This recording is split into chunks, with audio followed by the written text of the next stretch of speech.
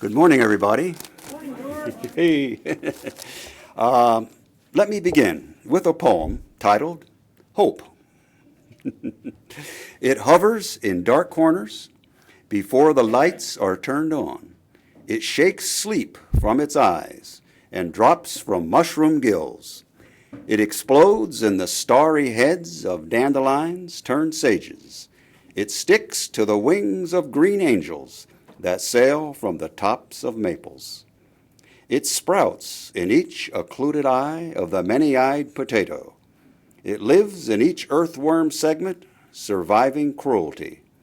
It is the motion that runs from the eye to the tail of a dog. It is the mouth that inflates the lungs of the child that has just been born. It is the singular gift we cannot destroy in ourselves, the argument that refutes death, the genius that invents the future, and all we know of God. It is the serum which makes us swear not to betray one another. It is in this poem, Trying to Speak. That was by Lisel Mueller. In January, I purchased a book which caught my eye, a small volume, Hope Without Optimism, by British academic Terry Eagleton, Distinguished Professor of Literature at the University of Lancaster. Later in January, our guest speaker here, UUA businessman and moderator Jim Key, gave a sermon titled Hope Without Optimism. Quite a jaw-dropping coincidence, I thought. Nevertheless, as is usual with me, I asked myself, what are the fates trying to tell me with this odd occurrence? The book and the sermon proved excellent. I hasten to add, neither man was referring to our own little ray of sunshine, Hope Webster Kopf. Sorry. Trust me, she is not the epicenter of this poem. No, my homily, The Plight of Hope, mainly explores the travails and character of hope, the virtue hope, on this planet. A quote from Eagleton's book says it best. We are not optimists. We do not present a lovely vision of the world which everyone is expected to fall in love with. We simply have, wherever we are, some small local task to do on the side of justice for the poor. Our January gentlemen were not too gung-ho about pessimism either. Like optimism, it exudes a presumptuous predictability about this earthly mystery in which we all dwell. Professional pessimist Woody Allen once declared, more than any time in our history, mankind faces a crossroads. One path leads to despair and utter hopelessness. The other, to total extinction. Let us pray we have the wisdom to choose correctly. Murphy's Law, which claims that if something bad can happen, it will happen, is, I think, a foreshortened yet apt definition of pessimism. Whatever you may think of it, pessimism is certainly the mainstay of comedians, barflies, and disenchanted pseudo-sophisticates throughout the world. Forgive me, I can't help but lambaste these two old imposters, optimism and pessimism, and their antics, which brings us, thankfully, to hope. No frozen smiles of optimism, no sour grapes of pessimism, and yet she is the least regarded of the three graces which comprise the three theological virtues, faith, hope, and charity. Lord Byron even called her a hollow-cheeked harlot. Small wonder, though, eminent versifiers and others either scorn or fret over hope's pedigree. The way we commonly think of her, she could be called the Cinderella virtue. Forget the glass slipper and Prince Charming. Drive her home before midnight when reality sets in. But Hope is not the darling daughter of Dr. Pangloss and Pollyanna. The virtue Hope is battle-scarred and able to stare into the abyss. She is not fragile or superficial. Knowing victory is not always in the cards, Hope is persistent, resilient. No matter in what arena of muck and mire she treads, she labors diligently with her lofty ideals. Her foes may have their victories, but in the long term, she is sometimes surprisingly victorious, or achingly, potentially so. But that is what happens to those who seemingly ask for the moon. Napoleon may have derived his battle cry from Mademoiselle Hope. Toujours, toujours, avec toujours. Forward, forward, ever forward. Thank you. Thanks to the bizarre coincidence of the January book and the January sermon, I was reminded of what I had long forgotten, that despite her setbacks, the virtue Hope always gives us aspirations of great value for a civilized survival. Unlike optimism and pessimism, she arms us to face an oft-times dire world. They disarm us with smug cheer and hopelessness. What exactly are the odds against Hope? How has she fared in our world? For some trenchant observations about these questions, I will read an excerpt from Professor Eagleton's book. Caveat: he is unsparing in his realism about Hope's chances in our lives.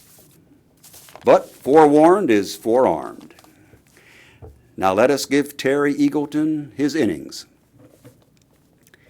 It has been claimed that the bloodiest event in the history of humankind was the An Lushan Revolt of 8th century China, which, on some estimates, resulted in a staggering 429 million deaths. The catastrophe is thought to have been responsible for the loss of 2/3 of the citizens of the Chinese Empire. The Mongol conquests of the 13th century, with perhaps 278 million dead, come not far behind. Tamerlane may well have slaughtered 5 times as many men and women as Stalin, while the 30 Years' War piled up around twice as many corpses as the First World War. The Second World War witnessed some 55 million deaths, and even the English Civil War may have wiped out almost 500,000 people. The extermination of the American Indians outdid Mao Zedong's massacres by a ratio of more than 2 to 1. There were about 40 million deaths in battle during the 20th century. Many of our ancestors were very nasty indeed, as indeed are a number of our contemporaries. The Bible depicts a world of rape, plunder, torture, slavery, and indiscriminate slaughter. The ancient Romans tied naked women to stakes to be raped or devoured by animals. Wait till you hear the next one. St. George was seated astride a sharp blade with weights tied to his legs, roasted over a fire, pierced through the feet, crushed on a spiked wheel, had 60 nails hammered into his head, and was then sawn in half. To crown his indignities, he was later appointed patron of the Boy Scout movement. One atrociologist reckons the death toll of the Crusades to be about the same as the Holocaust. At various times in the past, you could be put to death for gossiping, stealing cabbages, picking up sticks on the Sabbath, arguing with your parents, or making critical remarks about the royal gardens.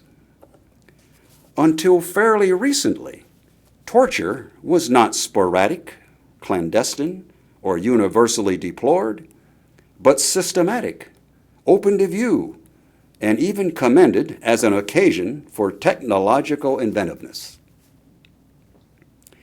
It is not exactly a record to inspire hope. In fact, if this appalling din of hacking and gouging is to be attributed simply to human nature, it is hard to see how there could be much prospect of our condition improving. That it indeed involves human nature is not to be doubted. If human beings are capable of behaving in this way, then it follows that they have it in their natures to do so. This, then, is the bad news. The good news is that that nature is by no means unconstrained. It is molded by historical circumstance, and politics throughout human history has been, for the most part, violent and corrupt. This, however, is partly because men and women have been forced to live under social systems that generate scarcity, violence, and mutual antagonism. It is this which Marx has in mind when he speaks of the whole of past history as weighing like a nightmare on the brains of the living. And there is always so much more of the past than there is of the present.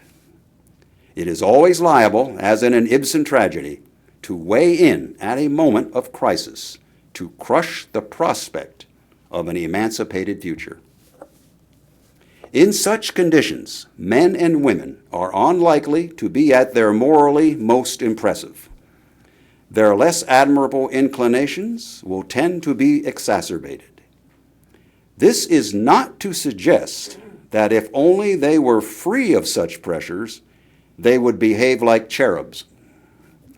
There would, no doubt, still be a sizable quota of thugs, sadists, and enthusiastic amateur torturers among the general citizenry. The fact that a good deal of our disreputable behavior is generated by the regimes under which we live does not let us off the moral hook altogether. It was we humans, after all, who constructed those regimes in the first place. Even so, it means that those who are decent and good-hearted must practice these virtues against the historical odds. In this sense, the moral experiment has been rigged. This is why, as with the doctrine of original sin, our bungling and belligerence are not to be laid entirely at our own door. That our woes are to a large extent systemic is in one sense cause for despondency, since systems can be formidably hard to change. But it is also grounds for hope. We do not know how much more morally resplendent we would be were these institutions to be changed. Perhaps not much, but we owe it to ourselves to find out. Those who speak of the darkness of men's hearts may not be so much wrong as premature. This, then, is the good news. The bad news is that there is no room to assume that humanly created evils are, in principle, any more curable than natural ones. We will probably find a cure for cancer, but not for murder. The optimist cannot despair, but neither can he know genuine hope, since he disavows the conditions that make it essential. Child psychologist Erik Erikson, with the development of the small infant in mind, speaks of hope as, quote, the enduring belief in the attainability of fervent wishes, in spite of the dark urges and rages that mark the beginning of existence, unquote.